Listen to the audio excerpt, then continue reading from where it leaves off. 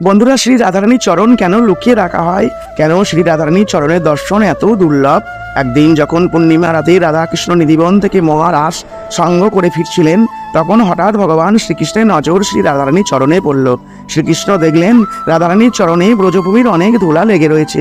যমুনার কাছাকাছি পৌঁছে শ্রীকৃষ্ণ যমুনার জল দিয়ে শ্রী রাধারানীর চরণ ধুয়ে দিতে চাইলেন, কিন্তু শ্রী রাধারানী বারবার কোনো না কোনো বাহানা করে মানা করে দিলেন। ভগবান শ্রীকৃষ্ণ যখন চরণ না ধোয়ার আসল কারণ জিজ্ঞেস করলেন, তখন ভগবান শ্রীকৃষ্ণের রাধারানী খুব সুন্দর উত্তর দিলেন, আমার চরণে একবার যে আসে তাকে আমি কখনো আমার চরণের থেকে দূরে করি না।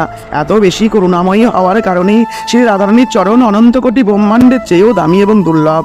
এই কারণে আজও বৃন্দাবনে শ্রী রাধারানীর অমূল্য চরণ ঢেকে রাখা হয় এবং কোনো বিশেষ দিনে শ্রী রাধারানীর চরণের দর্শন করানো হয়। তাই বন্ধুরা, ভগবান শ্রীকৃষ্ণের আশীর্বাদ পেতে হলে আগে শ্রী রাধারানীর প্রতি শুদ্ধ ভক্তি লাগবে। তাই শ্রী রাধারানীর প্রতি শুদ্ধ ভক্তি থাকলে একটি লাইক দিয়ে কমেন্টে লিখবেন রাধে রাধে।